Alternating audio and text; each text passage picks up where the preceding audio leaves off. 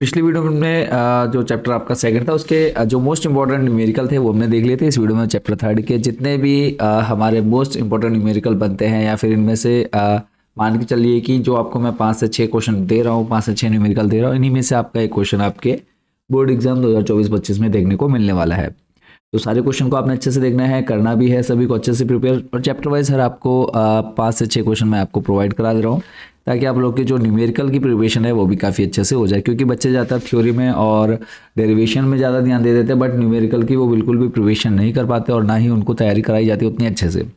तो आज के वीडियो में देखेंगे हम चैप्टर थर्ड के मोस्ट इंपॉर्टेंट न्यूमेरिकल। मैं आपको बता दूं कि आप लोग के लिए हमने मोस्ट इंपॉर्टेंट क्वेश्चंस, चाहे वो आपका फिजिक्स हो, केमिस्ट्री हो, बायोलॉजी हो या फिर कोई भी सब्जेक्ट हो, सारे सब्जेक्ट के आपके important question Hindi medium, English medium में देखने को मिल जाएंगे। बहुत ही कम कॉस्ट में आप उनको परचेज कर सकते हैं, खरीद सकते हैं।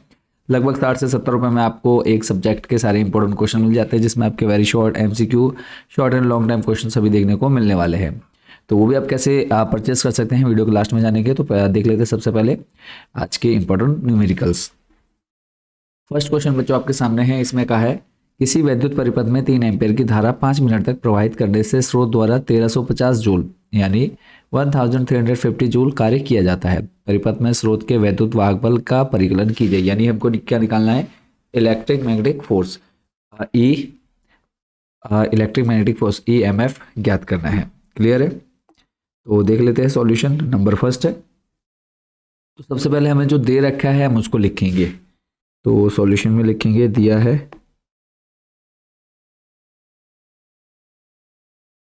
3 एम्पियर की धारा है, यानी हमें किसका मान मिल गया? यहाँ पे आई का मान मिल गया। आई बराबर हमें दे रखा है 3 एम्पियर। इसके अलावा टाइम दे रखा हमको कितना? 5 मिनट, यानी टी भी हमें गिवन है, टी बराबर 5 मिनट। और इसको हम चेंज कर लेंगे सेकंड में, क्योंकि जो हमारा यूनिट है वो दोनों इक्वल होनी चाहिए। तो टाइम हमेशा हमारा रहेगा सेकंड में। तो 1 मिनट में 60 सेकंड, तो 5 मिनट में कितने सेकंड हो जाएंगे बच्चों? ये हो जाएगा 5 छंग 30, 300 सेकंड। क्लियर है? और कार्य किया गया है, किया जाता है, तो यानी डब्लू का मान भी है हमारे पास। डब्लू बराबर दे रखा है कितना? 1350 जूल। 1350 जूल, यानी हमारे पास आई का मान है, टी का मान है और डब्लू का मान है। और हमको निकालना क्या है? ई का मान निकालना है, यानी वैद्युत वाहक बल, ये ज्ञात करना है। यहाँ तक क्लियर है? अब इसके बाद सिंपल बच्चों क्या करना है, फॉर्मूला आपको पता होना चाहिए वैद्युत वाहक बल ज्ञात करने का।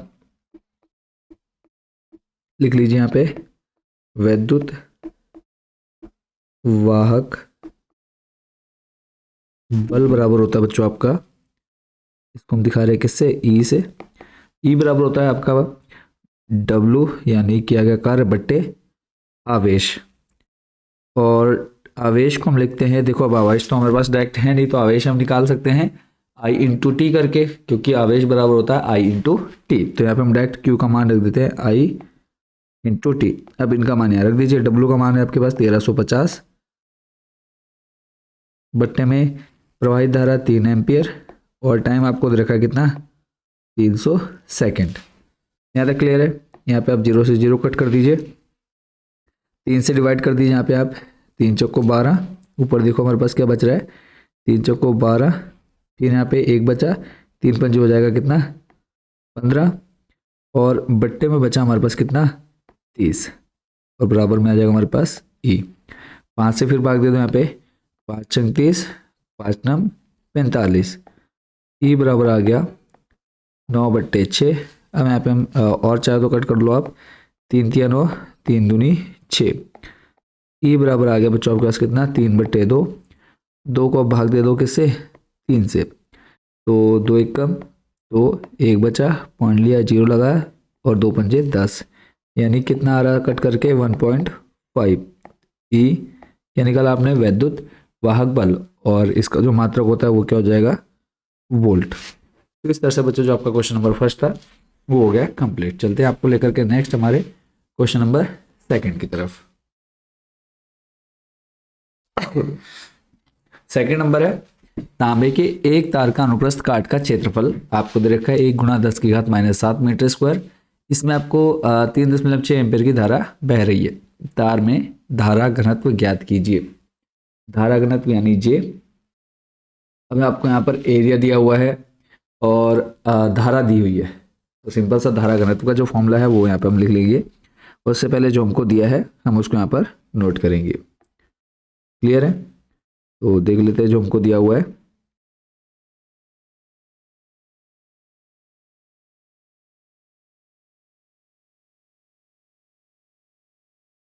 लिखेंगे यहाँ पे हम, दिया है सबसे पहले एरिया यानी अनुप्रस्थ काट का क्षेत्रफल दे रखा है ए, कितना, 1 गुणा 10 की घात -7 मीटर स्क्वायर। यहाँ तक क्लियर है? और आई का मान दे रखा है हमें कितना, 3.6 एम्पियर। ये दो चीजें हमको यहाँ पर दी हुई हैं। अब हमें निकालना क्या है, धारा घनत्व। तो धारा घनत्व को हम दिखाते हैं किससे बच्चों, जे से धारा घनत्व का मान निकालना है। तो सीधा हम यहाँ पे लिखेंगे धारा घनत्व बराबर, और धारा घनत्व इक्वल टू होता है आपका यहाँ पर आ जाएगा आपका प्रवाहित धारा बट्टे अनुप्रस्थ काट का क्षेत्रफल यानी आई बट्टे ए। आई का मान आपके पास है कितना, 3.6 डिवाइडेड बाई प्रवाहित अनुप्रस्थ काट का क्षेत्रफल आ जाएगा 1 गुणा 10 की घात -7। जब आप एक को इससे डिवाइड करेंगे तो वापस आपको 3.6 ही मिलने वाला है। 3.6 ही मिलेगा इधर। और इनटू में देखो बट्टे में -7 है, जब आप ऊपर ले जाएंगे तो ये बन जाएगा आपका 10 की घात +7। धारा घनत्व का मात्रक बच्चों होता है ampere, ampere per metre square, ampere per metre square. Clear है बच्चों? तो ये हो गया आपका क्वेश्चन नंबर कौन सा, सेकंड भी कंप्लीट। चलते हैं आपको लेकर के नेक्स्ट अगले क्वेश्चन की तरफ। क्वेश्चन नंबर 3 है, एक 220 वोल्ट तथा 100 वाट के बल्ब को 110 वोल्ट के स्रोत से जोड़ा जाता है। बल्ब द्वारा प्रयुक्त विद्युत शक्ति की गणना कीजिए। सिंपल सा क्वेश्चन है, देख लेते हैं इसका सॉल्यूशन भी। तो एक जो पहला बल्ब दे रखा है वोल्ट यानी 220 वोल्ट, इसको हम लिख लेते हैं V1 बराबर में दिया है 220 वोल्ट। 100 वाट, वाट यानी शक्ति यानी पावर, इसको हम लिख लेते हैं P1 क्योंकि हमें दो दे रखे हैं। P1 हो जाएगा आपका कितना, 100 वाट। और वाट को हम किससे कहते हैं, W, या फिर सीधा आप लिख लीजिएगा वाट। यहाँ तक क्लियर है? फिर जो ये है 220 वोल्ट तथा 100 वाट के बल्ब को 110 वोल्ट के स्रोत से जोड़ा जाता है। यानी अब हमारे पास यहाँ पे V2 का मान है दिया हुआ कितना, 110 वोल्ट। अब हमको निकालना क्या है, बल्ब द्वारा प्रयुक्त विद्युत शक्ति की गणना कीजिए, यानी पावर यानी P2 का मान हमको यहाँ पर ज्ञात करना है। अब इसका मान निकालने के लिए सिंपल सा जो बच्चों फॉर्मूला होता है, पावर इक्वल टू यानी शक्ति बराबर होता है, शक्ति बराबर होता है V² upon R, V² upon R। अब यहाँ पे हमारे पास शक्ति यानी P1 है, P2 है। तो हमको यहाँ पर बताना है कि जो दूसरा बल्ब है यानी P2 है, P2 द्वारा प्रयुक्त विद्युत शक्ति की गणना करनी है। तो हमें निकालना है किसका मान, P2 का। तो अभी देखो इसके लिए फॉर्मूला क्या बनेगा, अगर हम दोनों को रखते हैं तो ये बनेगा देखो P2 अपॉन में P1। दूसरे बल्ब और पहले बल्ब को हम कंपेयर कर रहे हैं, रेशियो ले रहे हैं। तो P2 का मान जब यहाँ पे आप P2 करेंगे, देखो ये हो गया P सिंपल, तो P2 क्या बन जाएगा हमारा, ऊपर आएगा V2 का स्क्वायर बट्टे में आ जाएगा क्या R, फिर बट्टे में आ जाएगा V1 का स्क्वायर, फिर बट्टे में R। यहाँ तक क्लियर है? अब अगर आप ध्यान से देखेंगे या फिर आपको पता होगा जो सबसे नीचे है वो कहाँ जाएगा, सबसे ऊपर, और सेकंड और थर्ड की मल्टीप्लाई होगी। तो ये देखो बनेगा P2 अपॉन में P1 इक्वल टू में V2 का स्क्वायर, सबसे नीचे वाला R ऊपर, और यहाँ पे आ जाएगा R इंटू V1 का स्क्वायर। R से R कट हो जाएगा, V2 बट्टे V1, देखो दोनों का स्क्वायर है तो हम इसको लिख सकते हैं पूरे का होल स्क्वायर। तो ये आ जाएगा आपका P2 अपॉन में P1 बराबर में V2 का स्क्वायर बट्टे V1 इस पूरे का होल स्क्वायर। अब हमको चाहिए क्या, P2, यानी जो दूसरा बल्ब है उसके द्वारा शक्ति की गणना करनी है, यानी P2 का मान ज्ञात करना है। तो P2 बनेगा, देखो P1 इंटू में आ जाएगा V2 का स्क्वायर अपॉन में V1 का स्क्वायर। चाहे आप उधर पूरे का होल स्क्वायर लिखिए, कोई प्रॉब्लम नहीं है, तब भी आपका आंसर वही आएगा। अब जो जो मान आपके पास है वो रख दीजिए। P1 आपको दे रखा है कितना, 100 इंटू V2 का मान आपके पास है 110, स्क्वायर करना है तो 2 बार 110, इस पूरे के बट्टे में V1 का मान आपके पास है 220, 220 स्क्वायर है यानी 2 बार लिखेंगे 220। कट कर लो, जो जो कट हो रहा है, 0 से 0 कट, 0 से 0 कट, 11 कम 11, 11 दूनी 22, 11 कम 11, 11 दूनी 22। 2 से कट करो कितना आ जाएगा, 50, फिर 2 से कट करो कितना आ जाएगा, 25। इस तरह से मैं P2 जो बल्ब है, बल्ब द्वारा प्रयुक्त वैद्युत शक्ति की गणना करी थी, यानी P2 का मान निकालना, तो आ गया हमारे पास कितना, 25 वॉट। इस तरह से हमारा जो क्वेश्चन नंबर 3 था वो भी हो गया बच्चों यहाँ पर कंप्लीट। चलते हैं नेक्स्ट हमारे क्वेश्चन नंबर 4 पर। क्वेश्चन नंबर 4 है, 3 मीटर लंबाई तथा 0.5 मिलीमीटर स्क्वायर परिच्छेद क्षेत्रफल वाले एक तार का प्रतिरोध 2.5 ओम है। तार के पदार्थ का विशिष्ट प्रतिरोध ज्ञात कीजिए। यदि तार की लंबाई बढ़ाकर दोगुनी कर दी जाए तो विशिष्ट प्रतिरोध कितना होगा। तो यहाँ पर एक चीज आपको याद रखनी है कि अगर आप तार की लंबाई बढ़ा रहे हैं और विशिष्ट प्रतिरोध पूछ रहा है कि विशिष्ट प्रतिरोध कितना हो जाएगा या क्या फर्क पड़ेगा, तो देखो विशिष्ट प्रतिरोध क्या है, गुण है तार का। जो तार है वो पदार्थ का एक गुण है, ठीक है, विशिष्ट प्रतिरोध। तो वो आप बढ़ाते रहेंगे कम करेंगे वो आपका कांस्टेंट ही रहता है। तो सीधा जो आपका सेकंड पोर्शन में आपसे पूछा गया है कि प्रतिरोध कितना हो जाएगा, तो वो आपका कांस्टेंट यानी नियत ही रहेगा। तो अब मेन हमारे यहाँ पे विशिष्ट प्रतिरोध निकालना है। विशिष्ट प्रतिरोध होता है, अब उसको लिखते हैं रो से, ठीक है। अब हमें जो जो दे रखा है सबसे पहले हम उसको लिख लेंगे। सबसे फर्स्ट नंबर पर दिया है वो लिखेंगे,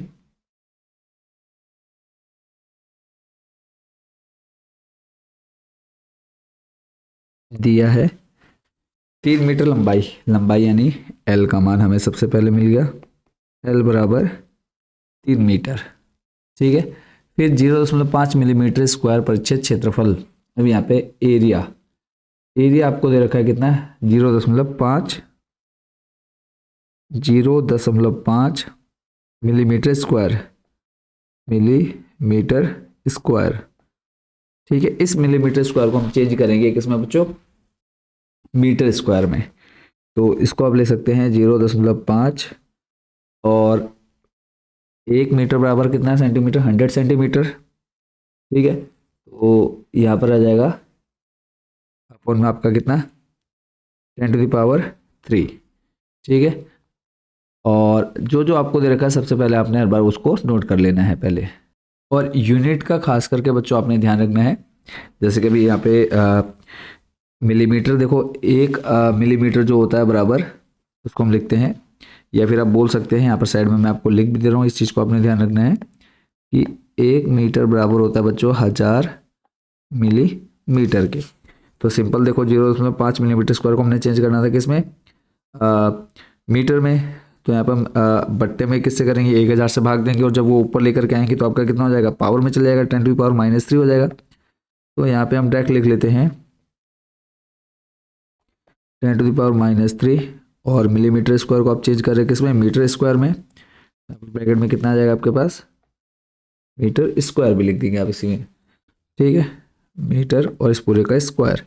अब आप स्क्वायर को ओपन करेंगे तो 0.5 10⁻³ स्क्वायर करेंगे तो कितना जाएगा, 3 2 6 माइनस का 6 मीटर स्क्वायर। और अगर हम पॉइंट को हटाएं तो हम इसको लिख सकते हैं 5 × 10⁻⁻7 मीटर स्क्वायर लिख सकते हैं या नहीं। देखो यहाँ से पॉइंट हटेगा, यहाँ पे अलग से मैं आपको दिखा देता हूँ, 0.5 है तो 5/10 लिखेंगे, 10 की घात यानी 1, और इस 10 की घात 1 को ऊपर ले जाएंगे तो इसको हम लिख सकते हैं 5 × 10 की घात -1, मल्टीप्लाई में पावर ऐड होती है तो -6 और -1 कितना हो जाएगा, -7। यहाँ तक क्लियर है। एल का मान आपने लिख लिया, एरिया लिख लिया और हमें प्रतिरोध दे रखा है यानी आर का मान दिया हुआ है। आर बराबर बच्चों दे रखा है 2.5 ओम। और कुछ दिया है क्या, नहीं, हमें निकालना क्या है, रो का मान निकालना है। इसको आप यहाँ पे क्वेश्चन मार्क करके डाल लें। विशिष्ट प्रतिरोध बच्चों बराबर होता है, विशिष्ट प्रतिरोध बराबर होता है आर इंटू ए अपॉन में एल। ये आपने याद कर लेना है इस फॉर्मूले को। विशिष्ट प्रतिरोध निकालना है या फिर आपको सिर्फ प्रतिरोध निकालना है और आपको विशिष्ट प्रतिरोध एरिया और लंबाई दी हुई है, तो आप इस फॉर्मूले का यूज़ करेंगे। हो सकता है क्वेश्चन में आपसे क्या पूछ लें, इन चारों में से कोई 3 वैल्यू दे दो और एक वैल्यू आपको कोई भी निकालनी हो, तो आपने ये फॉर्मूला अच्छे से याद कर लेना है। जो जो मान आपके पास वो वहाँ पे आप रख दीजिए। आर दे रखा आपको 2.5, एरिया आपका दे रखा है 5 इंटू 10⁻⁻⁷। इस पूरे का अपॉन में एल, लंबाई आपकी कितनी है 3 मीटर। क्लियर है, यहाँ पे पॉइंट हटेगा, एक जीरो नीचे आ जाएगा। अब इसको आप सॉल्व कर लीजिए, 5 छंग हो जाएगा कितना 30, और यहाँ पे 6 को आप 25 से भाग दे दीजिए, सॉरी 25 को 6 से भाग देना है, 6 को 24, एक बचा, पॉइंट लगाया 0, 6 कम 6, 4 बचा, 6 छंग 36, 4.16, 2 डिजिट तक काफ़ी है, 4.16 इंटू 10⁻⁻⁷, और रो जो है इसका मात्रक होता है ओम मीटर, ओम मीटर। तो ये आपका निकल गया बच्चों विशिष्ट प्रतिरोध। और इसी में आपसे सेकंड पार्ट में क्या पूछा था, सेकंड पार्ट में पूछा था यदि तार की लंबाई बढ़ाकर दुगनी कर दी जाए तो विशिष्ट प्रतिरोध कितना हो जाएगा। तो सिंपल आपने लिख देना है, यह नियत रहेगा या फिर कांस्टेंट रहेगा। वो बच्चों इस क्वेश्चन के आंसर को भी आप अच्छे से समझ गए होंगे। चलते हैं अब हमारे नेक्स्ट क्वेश्चन की तरफ, क्वेश्चन नंबर 5 पर। क्वेश्चन नंबर 5 है 10 वोल्ट विद्युत वाहक बल वाली बैटरी जिसका आंतरिक प्रतिरोध 3 ओम है, किसी प्रतिरोधक से संयोजित है। यदि परिपथ में धारा का मान 0.5 एम्पियर हो तो प्रतिरोधक का प्रतिरोध क्या है। जब परिपथ बंद है तो सेल की टर्मिनल वोल्टता क्या होगी। तो हमें निकालना क्या क्या है, एक तो प्रतिरोध निकालना है यानी आर का मान निकालना है, और दूसरा हमको बताना है टर्मिनल वोल्टता क्या होगी। ठीक है, यानी एक आर का मान और एक वी का मान आपको बताना है। ठीक है, तो सबसे पहला काम हमारा क्या रहता है कि जो दिया है उसको लिख लेना है। तो लिखेंगे दिया है,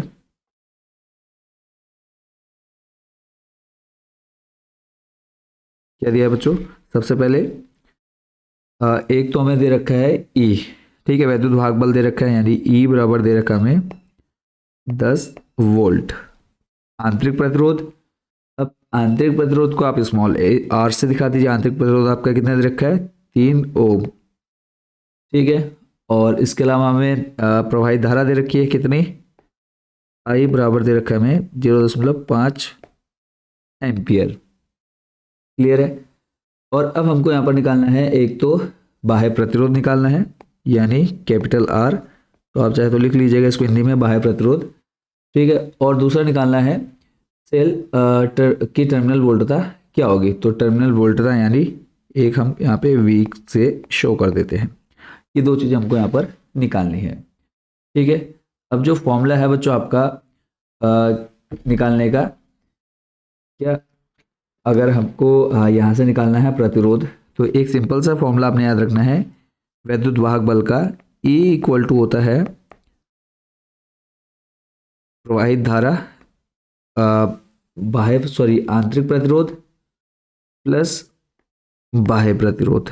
इस फॉर्मूले को आपने याद रखना है। वैद्युत वाहक बल इक्वल टू हो जाएगा आपका प्रवाहित धारा इंटू ब्रैकेट में आ जाएगा आपका बाह्य प्रतिरोध प्लस आंतरिक प्रतिरोध। ठीक है, सॉरी ये स्मॉल आर आपका आंतरिक और कैपिटल आर बाह्य प्रतिरोध हो जाएगा। ठीक है, आप चाहे तो यहाँ पर साइड में लिख लीजिएगा, ये आंतरिक और ये बाह्य। क्लियर है, तो जो जो मान हमारे पास है वो मान हम यहाँ पे रख देते हैं। ई का मान दे रखा है हमें 10, और इसके अलावा प्रवाहित धारा दे रखी है हमें कितनी 0.5, स्मॉल आर का मान हमारे पास 3, कैपिटल आर का मान निकालना उसको हम यहाँ पे छोड़ देते हैं। अब ये मल्टीप्लाई में कहाँ जाएगा डिवाइड में, तो 10 अपन में आ जाएगा हमारे पास कितना 0.5, अब 0.5 चलो एक स्टेप और बढ़ा लेंगे, 3 प्लस आर, पॉइंट हटाएंगे ऊपर 0 बढ़ जाएगा, यानी ऊपर आ जाएगा 100 अपॉन में 5 इक्वल टू में 3 प्लस आर, 5 दूनी 10, 0 का 0 यानी 20 आया, प्लस का 3 है इधर करेंगे तो आ जाएगा माइनस में, तो 20 माइनस 3, कैपिटल आर कितना मिल गया हमें यहाँ पे 17। प्रतिरोध का मात्रक बच्चों क्या होता है ओम। अब यहाँ पे हमें निकालनी है सेल की टर्मिनल वोल्टता, और टर्मिनल वोल्टता का फॉर्मूला हो जाएगा बच्चों, तो या पहले हम लिख लेते हैं सेल की टर्मिनल वोल्टता V, इसको हम दिखा देंगे V से, इक्वल टू होता है बच्चों आपका IR, ठीक है, I इंटू आर, आई का मान आपके पास कितना है 0.5, और कैपिटल आर यानी बाह्य प्रतिरोध, बाह्य प्रतिरोध पे आपने निकाला कितना 17, तो 17 पंजे कितना होता है बच्चों 85, एक अंक के बाद पॉइंट, तो एक अंक के बाद यहाँ पे हमने पॉइंट लगा दिया, तो 8.5, और मात्रक हो जाएगा इसका वोल्ट। तो इस तरह से आपका जो क्वेश्चन नंबर 5 था वो भी बच्चों के यहाँ पर कंप्लीट। चलते हैं आपको लेकर के नेक्स्ट क्वेश्चन, क्वेश्चन नंबर 6 पर। क्वेश्चन नंबर 6 बच्चों आपके सामने है, ये क्वेश्चन आपका 2020 और 2024 में पूछा गया है, क्योंकि क्वेश्चन आपका पिछले साल आ चुका है तो इस बार कम चांसेस हैं इसके आने के, बट फिर भी यहाँ पे इसको रखा है, हो सकता है आपका डिजिट चेंज करके आपको ये क्वेश्चन दे दिया जाए। तो इसका आप स्क्रीनशॉट ले लीजिए, इसको आपने देख लेना है। ऊष्मक का ताप परिकलित करने के लिए फॉर्मूला आपको याद होना चाहिए, RT माइनस R0 अपॉन में R100 हो जाएगा माइनस R0, जो भी आपको वैल्यू दे रखी है सिंपली आप इसको सॉल्व कर लेना है। नेक्स्ट क्वेश्चन पर लेके चलता हूँ मैं आपको, लास्ट क्वेश्चन है आज का हमारा, कि दिए गए परिपथ में प्रत्येक प्रतिरोध में धारा का मान ज्ञात कीजिए। अब यहाँ पे आपको बंद पाश के लिए जो है वो आपको पता होना चाहिए बंद पाश की कंडीशन क्या है, तो इसके लिए मैंने आपके लिए एक डायग्राम और यहाँ पर ले लिया है, तो इस डायग्राम को आपने देख लेना है, क्योंकि इसी से आप इस क्वेश्चन को सॉल्व अच्छे से कर पाएंगे। तो इस डायग्राम में हमको थोड़ा सा अपग्रेड करना पड़ेगा, थोड़ा सा चेंज करना पड़ेगा, वो आप देख लीजिए पहले, उसके बाद फिर हम देखेंगे इस पूरे क्वेश्चन का सॉल्यूशन।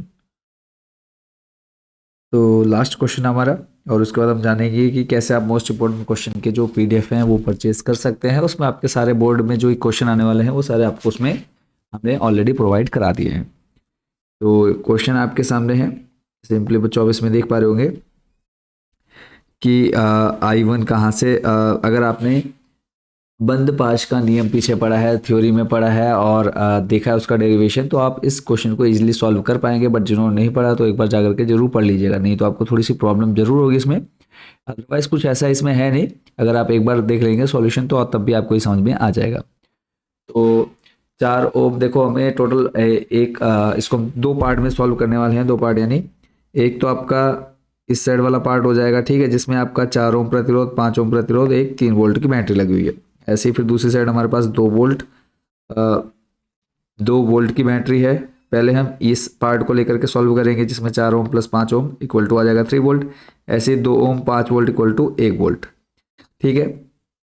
और बंद पास के नियम में आपको पता होना चाहिए कि धारा का प्रवाह किधर होगा, तो उसके लिए हमने आपको सेकंड डायग्राम बना करके दे दिया है। इस डायग्राम से आपको हेल्प हो जाएगी कि धारा का प्रवाह देखो ए से कहाँ की तरफ हो रहा है, ए से बी से ई, और इधर से आपका हो जाएगा सी से बी पर होते हुए ई की तरफ आ रहा है, ठीक है। I1 प्लस I2, यानी जब आपका बी से ई पर पहुंचेगा तो पहला जो सर्किट होगा उसमें हमें देखने को मिल जाएगा I1, ठीक है। इधर से हम I1 को डाल रहे हैं और ये होते हुए इधर आ रहा है I1 प्लस I2, ठीक है। ऐसे ही I2 आ रहा है इधर से, दोनों मिलकर के क्या बनाते हैं I1 प्लस I2। क्लियर है इतना, देख लेते हैं आगे। तो चलते हैं नेक्स्ट कह रहा हूँ इसके सॉल्यूशन पर। तो आई होप थोड़ा सा कॉन्सेप्ट आपका इसमें क्लियर हो गया होगा। तो जो भी होना है यहाँ पे बंद पास का नियम आपने एक बार जाकर के जरूर बच्चों इसको पढ़ लेना है। तो पहले हम लेंगे जो हमारा पार्ट है ए बी, और यहाँ पे नीचे जो कि हमारा नीचे डायग्राम में ई, देखो A B E F A, वापस अब हम लिखेंगे पूरे रूल से कि पाश A B E F A में, पाश ए बी, डायग्राम से देखेंगे आप A B E F A, में। ठीक है, बंद पास के नियम से, बंद पास के नियम से। बंद पास का नियम क्या है? अब टोटल हमें प्रतिरोध दे रखा है, एक तो 4 ओम। ठीक है, अब इसको, अब ये क्या है, 4 ओम इंटू में आ जाएगा आपके साथ क्या, आई। ठीक है, इसको हम लिख लेंगे I1।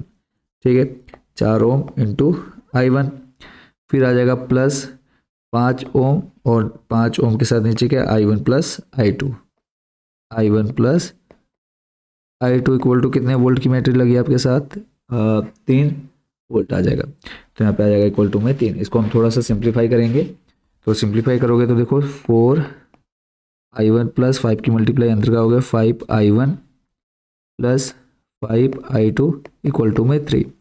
अब यहाँ पे आई को जोड़ दो, 5 प्लस 4 हो जाएगा 9I1 plus 5I2 equal to में 3। इक्वेशन नंबर फर्स्ट क्लियर है यहाँ तक? ऐसे अब सेकंड वाले पार्ट को करेंगे। सेकंड पार्ट आपका देखो, धारा का प्रवाह CBEDC से। ठीक है, तो फिर लिखेंगे बंद पास। अगर आपने क्लास 10th में विलोपन विधि या फिर प्रतिस्थापन विधि से एक्स वाई का मान निकालना सीखा है तो आपके लिए बहुत ज़्यादा इजी हो जाएगा क्वेश्चन बच्चों ये। तो बंद पास CBE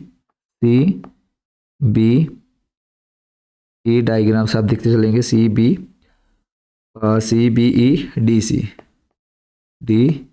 में, और यहाँ पर भी आपके लिखेंगे बंद पास के नियम से। तो अब यहाँ पे हमारे पास प्रतिरोध दे रखा है 2, और यहाँ पे ब्रैकेट में क्या आपके पास I2 धारा, यानी प्रतिरोध इंटू हो जाएगा आपका धारा, फिर प्लस, फिर 5 ओम दे रखा है, और यहाँ पे I1 plus I2 equal to में कितने वोल्ट की बैटरी बच्चों, 1। थोड़ा सा इसको सिंप्लीफाई कर लो, तो 5 की मल्टीप्लाई अंदर करेंगे तो 5I1 plus 5I2 equal to में 1। अब यहाँ पे I2 को जोड़ दो, तो I1 को आगे लिख लेंगे 5I1 प्लस 5 प्लस 2 हो जाएगा 7I2 इक्वल टू में 1। समीकरण नंबर 2। यहाँ तक क्लियर है? अब यहाँ पे सिंपल क्या करेंगे, समीकरण 1 और 2 को समीकरण 1 और 2 में से किसी एक मान को हमें बराबर करना पड़ेगा। I1 या I2 के मान को आप दोनों में से किसी एक को आप क्या कर लें, बराबर कर लें। तो यहाँ पे आप देखेंगे स्क्रीन पर समीकरण 1 व 2 से। तो पहले हम एक काम करेंगे, दोनों समीकरणों को एक साथ लिख लेते हैं। तो 9I1 plus 5I2 equal to में 3। ठीक है, ये तो अगर आपका समीकरण नंबर 1। दूसरा है 5I1 plus 7I2 equal to में 1। समीकरण नंबर 2।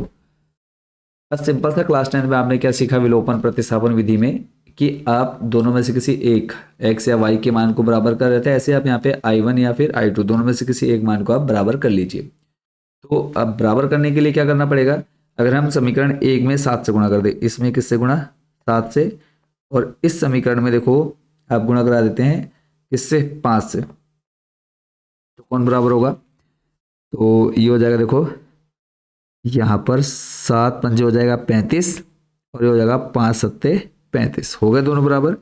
यानी यहाँ पर I2 बराबर हो जाएगा, जब हम समीकरण 1 में 7 से गुणा करा रहे हैं, समीकरण 2 में 5 से गुणा करा रहे हैं। क्लियर है? तो यहाँ पे हम लिख लेते हैं समीकरण 1 में 7 से व समीकरण 2 में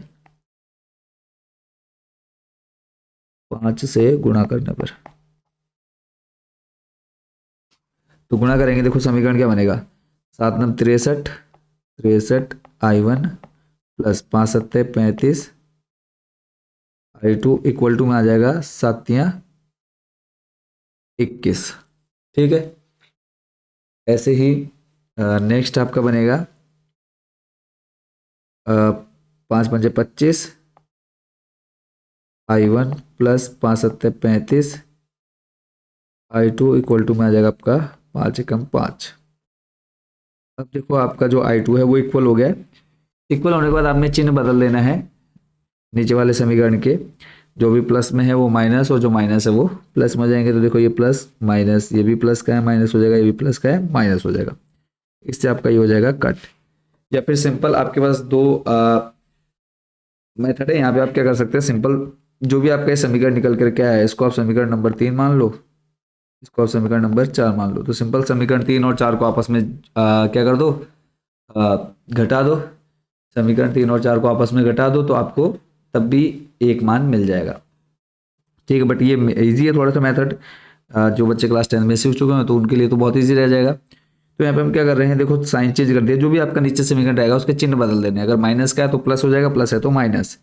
तो 35 से 35 कट गया, 63 आई में से 25 आई जाएगा, 63 में से 25 जाएगा, बचेगा हमारे पास कितना, 38 आई, 38 आई वन इक्वल टू में बचा हमारे पास 21 में से 5 आएगा, बचेगा 16। हमें चाहिए किसका मान, आई वन का। तो हो जाएगा 38, सॉरी यहाँ पर हो जाएगा 16, 16 और बट्टे में आ जाएगा, देखो 38 गुणा में है, कहाँ आ जाएगा, बट्टे में। इसको सॉल्व करेंगे तो 16 बट्टे 38 आ जाएगा बच्चों कितना, 2 से भाग दे दो तो हो जाएगा 2 अट्ठे 16 और 19 दूनी 38, यानी 19 आ जाएगा, 8/19। यहाँ तक क्लियर होगा, 8/19। ये हमें मिल गया आई वन का मान। तो सिंपल आई वन का मान आप समीकरण 1, समीकरण 2, समीकरण 3, समीकरण 4 किसी में भी रख देंगे तब भी आपका आंसर बच्चों आ जाएगा। तो यहाँ पर हम लिख लेते हैं समीकरण आई वन का मान, समीकरण किसमें रखने पर, किसमें भी रख दो, तो आई वन का मान लिख देते हैं हम समीकरण 1 में रखने पर। आई वन का मान समीकरण 1 में रखने पर, तो समीकरण 1 में रखोगे आप तो समीकरण 1 पहले हम लिख लेते हैं 9i1 plus 5i2 equal to में 3।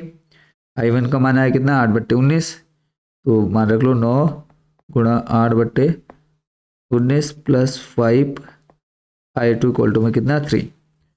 अब आप सॉल्व कर लीजिए इसको, 8 नम हो जाएगा कितना, 72, 8 नम 72, इसकी गुणा आप इसमें कराएंगे, सॉरी मल्टीप्लाई में ऑलरेडी, तो 8 नम हो जाएगा बच्चों 72/19, 72/19 प्लस 5i2 इक्वल टू में कितना, 3।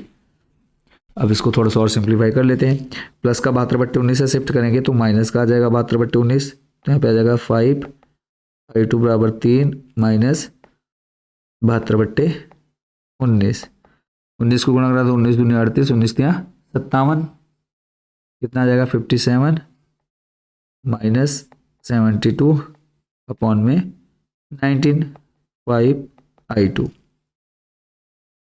तो 5i2 इक्वल टू आ जाएगा करेंगे जब हम 57 माइनस 72, तो ये हो जाता है बच्चों आपका माइनस का 15, माइनस 15 अपॉन में 19। i2 का मान अब यहाँ पे हमको निकालना है, तो i2 हो जाएगा, देखो 5 गुणा में है i2 के साथ, कहाँ आ जाएगा, डिवाइड में, तो आ जाएगा माइनस का 15 अपॉन में 19 और डिवाइड में कितना, 5, 5 आ जाएगा कितना, 15। तो ये आ जाएगा i2 का मान बच्चों मिला हमें माइनस का 3/19। हमें i1 और i2 का मान चाहिए था, तो यहाँ पे इधर मिला आपको i1 का मान और i2 का मान। ठीक है, अब क्वेश्चन में हमसे पूछा गया था, वो क्वेश्चन में आप देख लीजिए कि प्रत्येक प्रतिरोध में धारा का मान ज्ञात कीजिए। तो प्रत्येक प्रतिरोध में कितना आ रहा है, तो यहाँ पे हम लिख सकते हैं कि जो पहला I1 है वो आ गया 8/19, यानी पहला जो प्रतिरोध है 4 ओम में धारा 8/19 एम्पियर बह रही है, और जो दूसरा प्रतिरोध है हमारे पास 2 ओम का, उसमें माइनस का 3/19 एम्पियर धारा बह रही है। और यहाँ पे माइनस जो है इसका मतलब है कि धारा विपरीत दिशा में बह रही है। और जो 5 ओम का प्रतिरोध है तो उस पर क्या है, I1 प्लस I2 दोनों को जोड़ देंगे। तो इसका जो फाइनल है वो मैं यहाँ पर लिख देता हूँ ताकि आप पूरा डिटेल में इस क्वेश्चन को सॉल्व कर पाएँ। तो लिखेंगे 4 ओम में धारा, यानी जो हमारा I1 निकला, I1 किस में था, 4 ओम में था, तो 4 ओम में धारा बच्चों कितनी है, 8/19, धारा का मात्रक एम्पियर। ऐसे ही फिर हमारा 2 ओम में प्रतिरोध, सॉरी 2 ओम में धारा, यानी I2 का मान कितना है, माइनस का 3/19। माइनस का मतलब धारा विपरीत दिशा में, धारा विपरीत दिशा में। ठीक है, शॉर्ट में लिख दे रहा हूँ, तो यहाँ पे आपने लिखना है तो लिख लीजिएगा कि धारा विपरीत दिशा में है। और 5 ओम के लिए बच्चों आ जाएगा, यानी I1 प्लस I2, 5 ओम में धारा, तो इसके लिए आप लिख दीजिएगा I1 प्लस I2। तो I1 है आपका कितना, 8/19, और आ जाएगा, देखो जब प्लस करेंगे तो प्लस, और जो I2 का मान है वो माइनस का 3/19, तो माइनस प्लस हो जाएगा क्या, माइनस का 3/19। तो 8 में से 3 माइनस करेंगे, बच्चे का हमारे पास 5/19 एम्पियर। ठीक है, इस तरह से 3 चीज़ हमें निकालनी थी यहाँ पे। एक तो तीनों के लिए प्रवाहित धारा निकालनी थी, एक हमें निकालना था किसके लिए, 4 ओम प्रतिरोध के लिए, 2 ओम प्रतिरोध के लिए और 5 ओम के प्रतिरोध के लिए। तो इस तरह से बच्चों चैप्टर जो आपका था थर्ड, उसके इंपॉर्टेंट न्यूमेरिकल यहाँ पे हमने सारे आपको दिखा दिए हैं, बता दिए हैं, और पूरा डिटेल में आपको इसका सॉल्यूशन भी बता दिया। अब बात कर लेते हैं, जिन बच्चों को इंपॉर्टेंट क्वेश्चन चाहिए तो आप कैसे ले सकते हैं। तो सिंपली आपने गूगल में जाना है, सर्च करना है कंबोस्टर सर्च करते ही आपके सामने हमारी ऑफिशियल जो वेबसाइट है वो आ जाएगी। वेबसाइट पे जाकर के आपने क्लिक करना है, और आपको बता दें कि आपके पास 2 मेथड है। एक कि आप तो या डायरेक्ट वेबसाइट से परचेज कर लीजिए, या फिर मैं आपको यहाँ पर व्हाट्सएप नंबर भी शो कर दे रहा हूँ, उस व्हाट्सएप नंबर पर भी आप कॉन्टैक्ट करके PDF ले सकते हैं। 70 से 80 रुपये में आपको कंप्लीट सब्जेक्ट के इंपॉर्टेंट क्वेश्चन, जिसमें आपके very short long MCQ type सारे क्वेश्चन इंपॉर्टेंट मिल जाएंगे। तो पहले आप कॉस्ट कैसे पता चलेगी, कौन सी PDF कितने रुपए की है, तो उसके लिए आपने वेबसाइट पर जाना है। वेबसाइट में यहाँ पे आपको क्वेश्चन मिल जाता है टॉप 30 क्वेश्चन, इस पर क्लिक कर लेना है। क्लिक करने के बाद आपने अपनी क्लास 12 सेलेक्ट करनी है। 12th क्लिक करने के बाद नेक्स्ट आपके सामने सब्जेक्ट फिजिक्स या फिर भौतिक विज्ञान का ऑप्शन आ जाएगा। तो दोनों में से आपने किसी पर भी क्लिक कर लेना है, क्योंकि हिंदी मीडियम इंग्लिश मीडियम दोनों के लिए इंपॉर्टेंट क्वेश्चन अवेलेबल है यहाँ पे। तो सिंपली आपने यहाँ पर क्लिक कर लेना है, यहाँ से आपको पता चल जाएगा कौन सी PDF कितने रुपए की है। तो व्हाट्सएप नंबर मैं आपको यहाँ पर शो कर देता हूँ, इस व्हाट्सएप नंबर पर आपने सिंपली मैसेज कर देना है। आप सामने स्क्रीन पर देख पा रहे होंगे व्हाट्सएप नंबर हमारा। इस व्हाट्सएप नंबर पर आपने मैसेज करना है, आपने अपनी क्लास सब्जेक्ट और मीडियम बताना है। ठीक है, और हम आपको QR कोड दे देंगे, उस QR कोड पर जैसे आप पेमेंट करेंगे PDF आपको डायरेक्ट आपके व्हाट्सएप नंबर पर भेज दी जाएगी। अब बात कर लेते हैं कि जो बच्चे व्हाट्सएप पर ना लेकर के डायरेक्ट वेबसाइट से लेना चाहते हैं, तो सिंपली आप जब इस पेज पर आ जाएंगे तो यहाँ से आपने क्या कर लेना है, जो भी PDF आपको चाहिए उसको आपने ऐड टू कार्ट कर लेना है। ऐड टू कार्ट करने के बाद नेक्स्ट आपने क्या कर देना है, यहाँ से प्रोसीड टू चेकआउट पर क्लिक कर देना है। प्रोसीड टू चेकआउट में जाने के बाद यहाँ पे आपने अपनी पूरी डिटेल फिल कर देनी है। डिटेल फिल करने के बाद प्लेस ऑर्डर कर देना है। ऑर्डर के बाद नेक्स्ट पेज आपके सामने पेमेंट का ओपन होगा। पेमेंट करने के बाद आपके सामने वहीं पर डाउनलोड का ऑप्शन आ जाएगा। बाकी कोई डाउट कोई क्वेश्चन रहता है आपके मन में, या कोई चीज़ या कोई एरर कोई प्रॉब्लम आती है, तो आप हमें व्हाट्सएप पर भी कॉन्टैक्ट कर सकते हैं। आई होप बच्चों ये सारे क्वेश्चन आप अच्छे से समझ गए होंगे। सभी को बेस्ट विशेष शुभकामनाएं, अच्छे से तैयारी करते रहिए। बाकी आपके इंपॉर्टेंट क्वेश्चन जल्दी ही हमारे यूट्यूब चैनल पर भी आने वाले हैं, तो चैनल के साथ जरूर जुड़े रहेगा, चैनल को जरूर सब्सक्राइब करिएगा। मिलते हैं नेक्स्ट वीडियो में चैप्टर नंबर 4 के मोस्ट इंपॉर्टेंट न्यूमेरिकल के साथ। Thank you so much watching for this video.